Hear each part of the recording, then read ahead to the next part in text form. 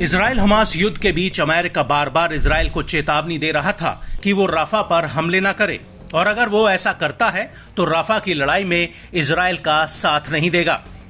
हालांकि शुरुआत में जब राफा पर हमले की खबरें आईं तो अमेरिका ने भी इन्हें हल्के में लिया और जिसका डर था वही हुआ।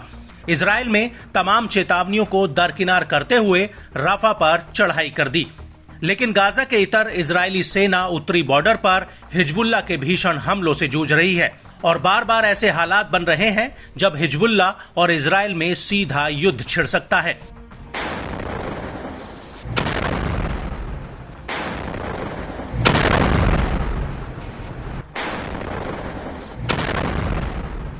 लेकिन अमेरिका ऐसी भरकस कोशिशें कर रहा है कि इजराइल और हिजबुल्लाह के बीच सीधा युद्ध न छिड़े।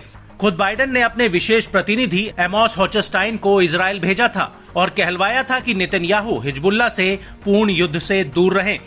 लेकिन जिसका डर था अब वही होने जा रहा है और इससे पूरे मिडिल ईस्ट में भारी तबाही आ सकती है, या यूं कहें कि समूचे मिडिल ईस्ट का नक्शा ही बदल सकता है और नौबत तीसरे विश्व युद्ध तक आ सकती है।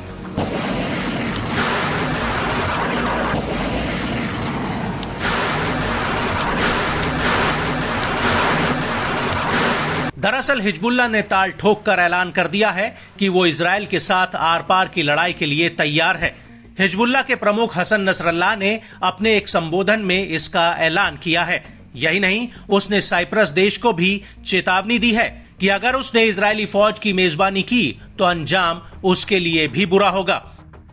नसरल्लाह का कहना है कि अगर इजराइल ने उसके ऊपर युद्ध थोपा तो हम बिना रुके, बिना किसी नियम के जंग की सारी सीमाओं के पार लड़ेंगे। हिजबुल्लाह का यह भी कहना है कि इजराइल में उसकी मिसाइलों और ड्रोन हमलों से कोई भी सुरक्षित पनाहगाह नहीं बचेगी। إذا فرضت الحرب على لبنان فإن المقاومة ستقاتل بلا ضوابط وبلا قواعد وبلا أسقف، وهو يعرف أنه لن يكون هناك مكان في الكيان بمنأى عن صواريخنا ومسيراتنا.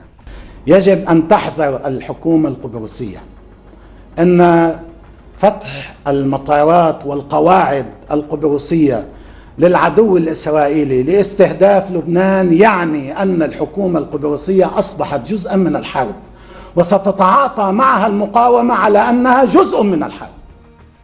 वहीं हिजबुल्लाह के साथ बढ़ते टकराव को लेकर लगता है इजराइल ने उससे सीधे युद्ध करने का फैसला कर लिया है।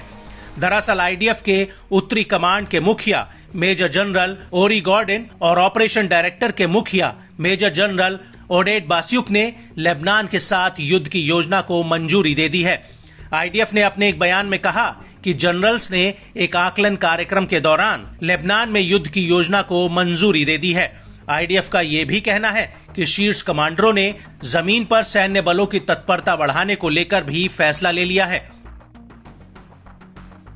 आपको यहां पर यह भी बता दें कि हाल ही में हिजबुल्लाह ने कब्जे वाले फिलिस्तीन में अपना एक जासूसी ड्रोन भेजा था जो काफी समय तक इजरायली सेना के अहम ठिकानों की खुफिया जानकारी जुटाकर वापस लेबनान लौट आया था और इस ड्रोन को इजरायली सेना इंटरसेप्ट तक नहीं कर पाई थी।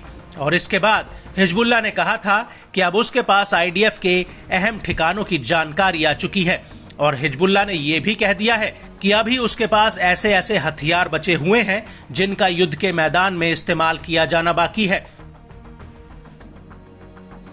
लेकिन इस सब के बीच बड़ी बात यह है कि अगर इजराइल और हिजबुल्लाह के बीच सीधा युद्ध होता है तो उसमें ईरान भी कूदेगा।